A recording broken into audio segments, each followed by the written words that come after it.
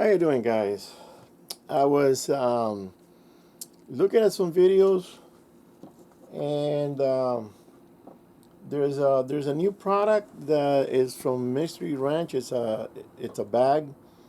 It takes the handles take 200 pounds. They say it's a plastic but breathable bag, so you can put the meat, hang it, let it cool, and also you can hook it on the top of the little shoulders on the frame, and you can hook there so the bag is not slumping down with the meat.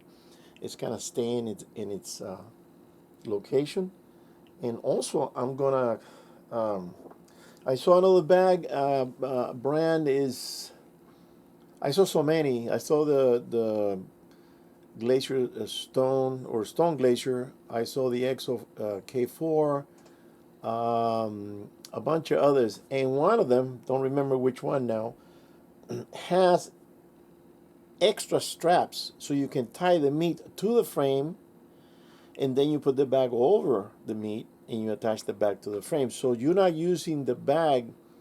Let's say you got something sensitive in there and you don't want it to get crushed because you're cinching down on the meat, and you want to make sure that meat stays put, etc. So you cinch down on the meat with extra straps. And I got a drawer full. I haven't seen which one I'm going to use, but I got here rolls and rolls and rolls of different, this is a black, I got a green, I got a blue, I got a I got a tan. I think this one came with the pack. I don't remember what it was for.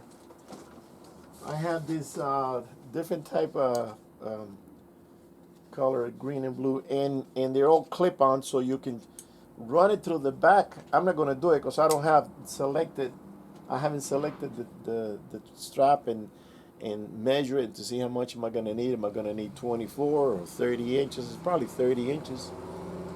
And I'm gonna run it through the back of the kind of loop it and double loop it, so when you bring it around, you can cinch down on that meat, and then you throw the bag over. So I think that's a very good idea from one of those companies. I don't know if it was Stone Glacier or XO. I saw a video of 6 guys. They put I think it was 50 pounds. They went up a crest, and then they were switching the bags. And then another 2 guys that did a video of 6 bags, and they put 50, and then they put 100 sandbags, I think it was, or salt, one of those. And they did the trip, and they were saying which one is more comfortable, which one isn't. So I put the bag on, and I kind of did some adjustment to really fit me, so it fits a little bit better now. And then I said, okay, these little bags that I bought extra, which they don't really hold much, but it's something. Oh, look, I got a piece of dehydrated mango here. This is my dessert. So what I want to do is, I was thinking, okay, when you're hiking and it's hot and you're sweaty and you're carrying a load either in or out, besides the bladder, I usually put in the bladder, I put Gatorade, and I put 2 liters of those little. It's not a liter. It's just 2 of these size. So it's not really enough. What if you just want water, just pure water? You reach around for the Nalgene, but the Nalgene is way in the back here. And I said, you know what? I want to switch it around. The Nalgene is back here, and actually that's kind of bothering me with the rifle. So I thought, let's just move it up forward, and that's what I'm doing now. And let's see how it works. Because this bag also didn't come with the backpack. This is something that I bought extra, and see, it holds some stuff. I put the Nalgene in here. It's a perfect fit. It has a zipper. I think the zipper is overkill, because every time you reach, oh, I also use it for trash. The zipper is overkill because you're not gonna. There's some paper, cardboard. Oh, that's a toilet paper. Little handy wipe there, and a little piece of tissue. There's some other bags that have the pocket, a big pocket for a big jug, and you just put it in there. You don't have to look for the zipper and zip it or anything. So this is overkill, but it came with it, and I'm not going to cut it off or anything. So let me get the Longines. If I knew where I put it, here it is. And this Longines is, no, I mean, I keep saying Longines, Nalgene with an N. It's 32 ounces, which is exactly 3 pounds. And that fits in there snugly, perfect.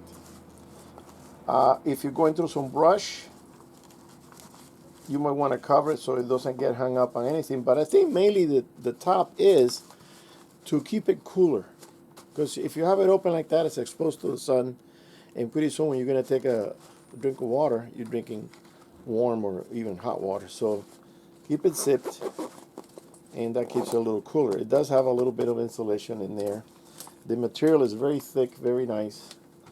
So let's see. I'm going to put this in the front here, and I'm just experimenting. It might not work there, but I'm going to try to put it there and see what happens. Also, I was considering.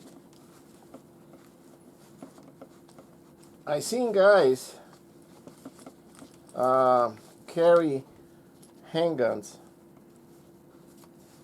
and I say, well, I don't think I can carry a handgun. I don't have a place to put it on the pack. It's kind of uncomfortable with on your own belt, and then I say, well, the gun, the 357, which is the one I was considering, it's heavy. It's 3 pounds 7 ounces.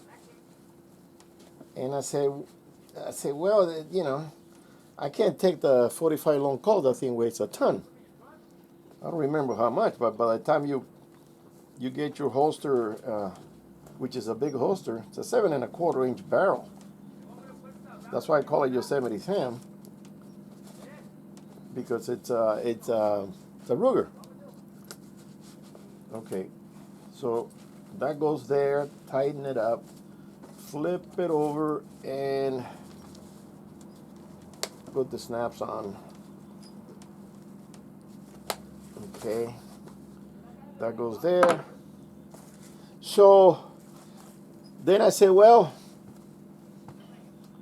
let me see what's going on with what people say about the 45 ACP against black bear. Not a brown. Where I hunt, there are no browns, just black. And no Kodiak or grizzlies, right? Thank God. And some people say that, yeah, it has done the job. You just got to have the right bullet. You can't have any hollow point or anything. But you can get the Buffalo Core or some other company that has a heavy-duty bullet that it won't fall apart when it hits. And they usually go for weight. I've seen people shoot it through the chronometer, and it puts out 825, 828. Another guy shot another bullet. It went out to 836 or 838. It's a little faster, a little more punch, and then it's a big bullet. It makes a big hole. The 357 is a 38. It's got power, but it's a revolver with only 6 shots. And you're thinking, well, is that going to be enough? Am I going to reload fast enough? Because I seen those bear attacks, and man, they're not slow at all. So what I'm considering is carrying a 45 that I have that it's only 2.4 pounds, lightweight compared to the other stuff.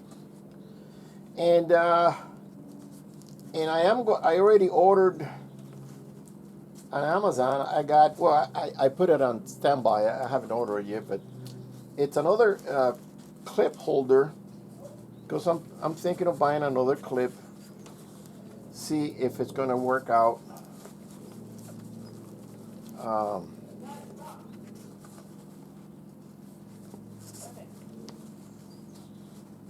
Okay, this is not exactly where it's supposed to be. So I'm going to put it to the middle. Yeah. Because on the last little connector, I forget what they call them. It was just straight out. It was just stretching out too much.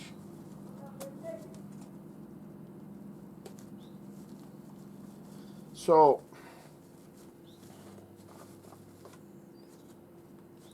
I put it on,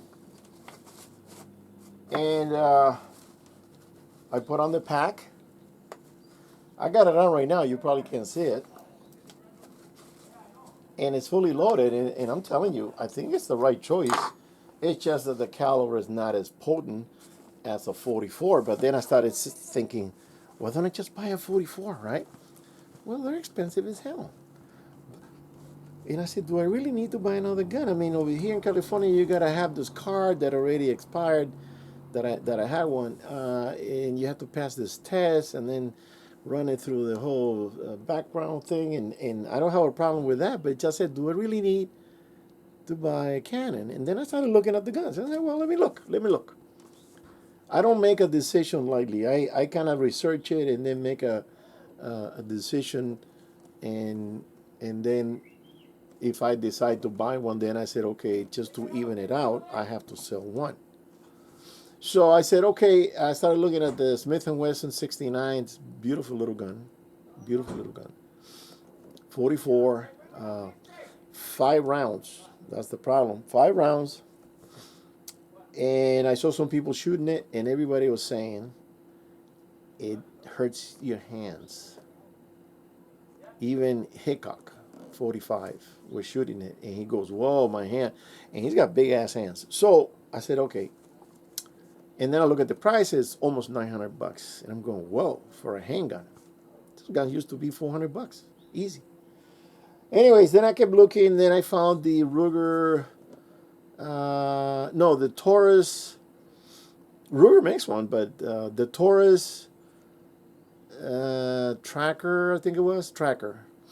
And on the grip, it had little slices on the, it's a rubber grip, so it doesn't really kick that much. And whatever you do when you buy a gun, don't buy a gun with a wood grip, because it'll kick your hands off its socket. All the vibration goes right to your hand because there's nothing to absorb it. You buy a gun with a rubber grip, get a Pacmeyer or something, and it had the handle had little slits, a lot of them. So when you squeeze it, you have this little cushion because they kind of fold in a little bit, and when you shoot, it cushions it. So I say, okay, I like it, and it had on the barrel, it had a Magneported, so that also helps with the recoil. It looked good. It looked good. It was brushed stainless, and they give it this coating that it looks like matte finish on the stainless. It doesn't shine, doesn't reflect the sun or anything. And I said, okay, it looks good. And I checked the price, and it was 4 something. I don't remember exactly, 5 something, but it wasn't $900. It wasn't $800. It was about half the price. I said, okay. As far as the weight, don't remember exactly. I know that the Model 69, Smith & Wesson 69, was 2.4, I believe, 2.5. Lighter than the Smith, than the 357 that I got. And I said, okay, the Taurus is not that light, but the thing is that you don't want it too light because you know what's going to happen. It's going to hurt you in your hands. It's going to kick too much. So I said, you know what? I just don't feel like buying another weapon, and I hardly go shooting. I'm going to carry the 45. Make the decision. Forget the 44. Carry the 45, and there it is right there in a little piece right here. So now that I make the transfer, let me put this on and see. Make it look like I'm walking. Okay, I need to stretch this out. Now, on the reviews that I saw about the Mystery Ranch I don't think they mentioned the actual. I think it was this one, the Selway.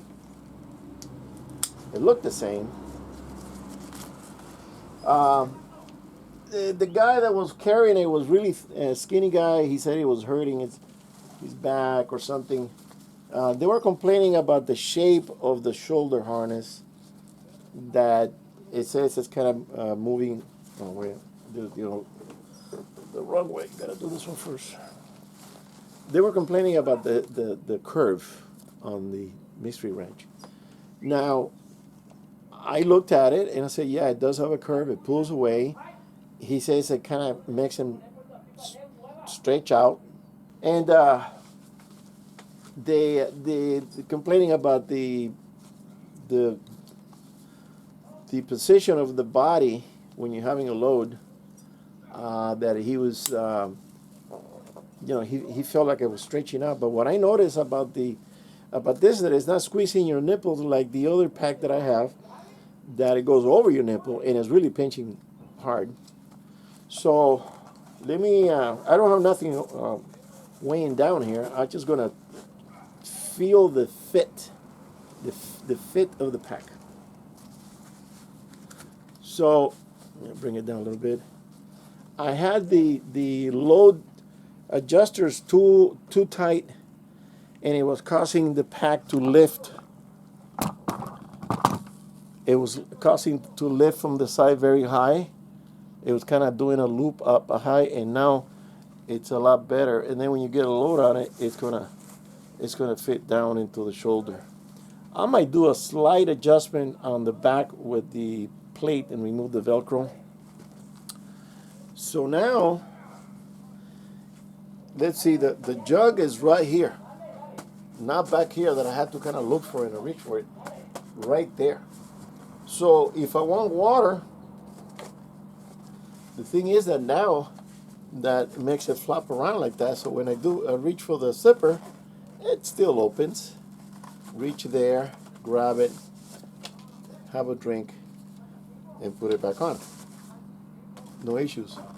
I think I made the right adjustment, because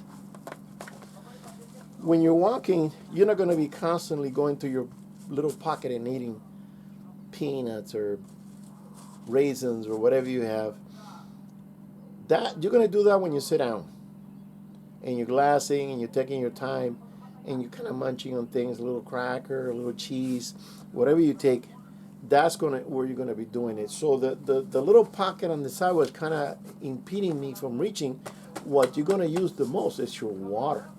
That's, And I was thinking that it would be nice to get another pocket like this, so I can have another jug on this side, do the same adjustment, and have 2 jugs of water.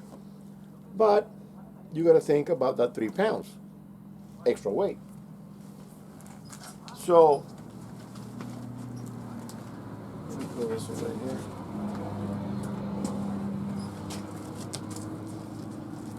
So, as you can see, I got the glare in my eyes from the background. I can't really see what I'm doing, but as you can see, I can carry the 45. Is reachable with my right hand, even though this holster is kind of leaning towards the back and instead of towards the front. But that's the way it was. And then I said, I'll buy another. I keep spending money like crazy. I said, I'll buy another holster. I want to buy the one that's hard plastic and click-clack and that kind of thing. And I said, you know what? If you can do it with this one, do it with this one. It's easy against the body. It's not hard. It's not going to be pinching or anything. And just leave it at that. Be happy with what you got.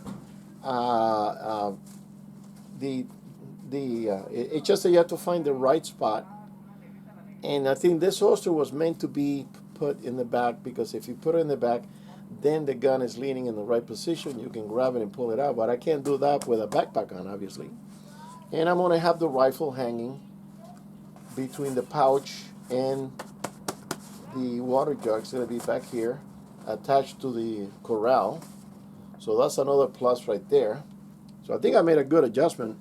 And then we'll do a test. with the weight. But as far as the gun and the adjustment, because you have to tweak it, even though I put it on already a few times, maybe it's a little bit off and it's causing you some discomfort. You got to find that sweet spot to see if you have it on the money, because it could be a little bit off, and then the weight is transferring to your shoulders instead of to your hips. They're not sitting correctly, etc. So it so far I haven't had a problem with the hips, because it sits there, it grabs it, the hip area, and you don't it doesn't slip down, and I haven't had any shoulder pain or anything. The shoulder should take some weight. I would say 20% of the total, but you don't want all that way, because I had a tube frame, like the Alaskan, long time. This is 1980. I don't know, 3, 4, something like that. And me and a group of guys went backpacking, and this backpack was killing me. It was killing me. It was just cutting into my shoulders. It didn't have this type of padding. It really, it was really killing me. I'm going, oh, and I couldn't take it. And I only walked maybe, must have been 3/4 of a mile, half a mile, maybe 3/4, not even a whole mile. We went to this little, we crossed the meadow. We parked here. We crossed this big meadow. We got into the woods and we camped. That's it. It wasn't all that long. But man, that thing, I will stop in the middle and I will go like, just trying to, because it wasn't, I didn't know crap about backpacking. I just put it on. I didn't adjust it right. I just put it on, and I thought that the weight should go on the shoulders, but no, you don't do that. So far, I like the setup. Now, another thing I found out, I keep saying that this is a 3750. It's a 3783. Look at that odd number. 87, 87, 83. 3783. Let me get this back up here. And and then they were talking about the Pintler, and they were talking about the Beartooth, and they were smaller, 18, 22, and I'm going, what are you talking about? They were going to carry out a deer with a 2200. I'm going, no, you're not. You're going to carry part of the deer, because the other guy's going to carry part of the deer. And you have to carry out the whole thing if you can do it by yourself. And I think this pack could do it. Now, compared to, and this is just what I've heard, I can't say from my experience because I haven't tried it, but compared to the Stone Glacier, the Stone Glacier has a kind of a waist on the frame. Instead of being a straight up and down frame, it kind of bends and it's narrow in the waist area, so it goes like a small V, and that's why people say that it's a very nimble. You put it on, you walk around, and it doesn't feel like anything, and you can take the weight. Also, they were mentioning that the shoulder harness, it goes, instead of curving, it goes straight down and then curves when it gets below your chest area. That's when it curves back in. That's another thing to look into, because some people don't like that cutting into the armpit. So it goes straight down past your chest, and then it starts curving. That's what I think what I saw. And there was a guy making a point about that. The main thing that the frame can take the weight and this one can take it. I found out also it's rated to 150, which is forget about it. Now, I am not rated for 150. I used to, but not anymore. I saw a video, and I'm going to put it up on this video, of a California hunter. That's why I said that California hunting, it's not easy. It beats you up. This guy is pulling out a deer, coming up the side of this mountain.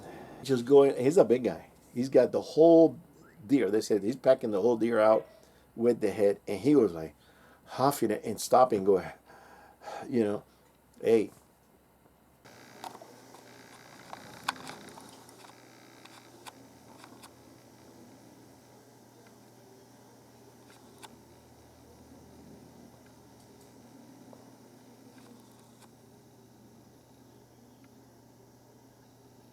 As you can see, it is not easy in California.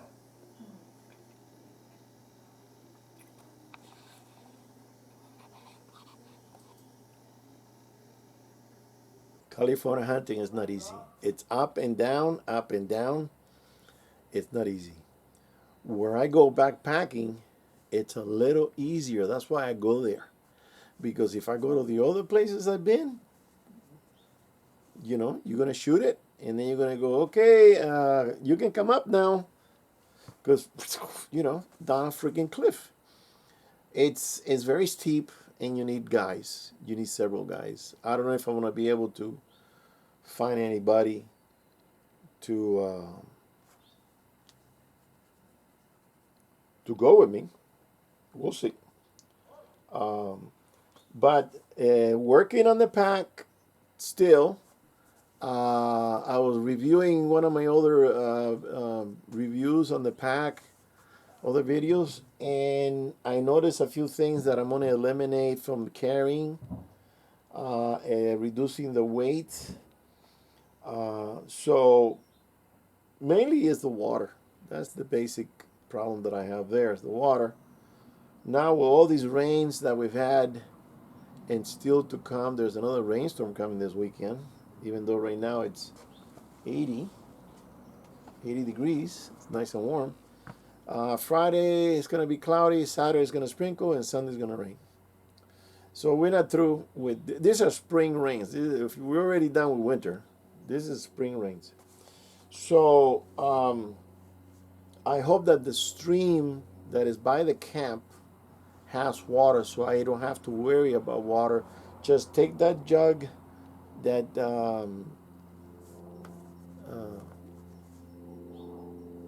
Jesus Christ. Take the plastic jug here, and take my plastic jug over there and fill it up with the pump. Put a few drops in there, store it, and we're good to go. And I can stay there for 3-4 days, and that's it. Because most of the water is needed is going to be for cooking. Well, the coffee. I might take a gulp once in a while, but most of the water is for the food. So unless I go with a different type of food that I don't need to take that much water, I can take sardines and jerky and that kind of thing. And that's why I'm taking an handgun, because bears, they love sardines. And they're gonna smell that sucker when I open that can. So I'm gonna do that. All right, guys, I'm gonna let you go, and I'll see you on the next one. All right, later.